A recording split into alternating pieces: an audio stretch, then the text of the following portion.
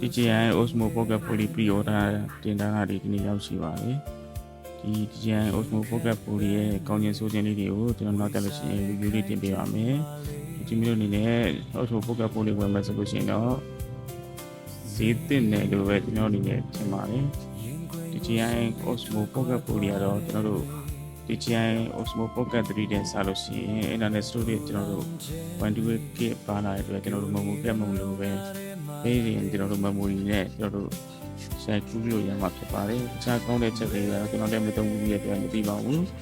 ဒီကြည့်ပြီးတဲ့အတွက်ဒီvideoလေးနဲ့အားလုံးကျေးဇူးတင်ပါတယ် bye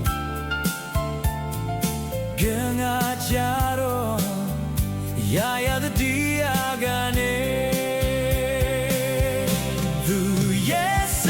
pore me Go fate pure me Nya lingere aim ko ninche Twe tware Du me piao tware me Du alone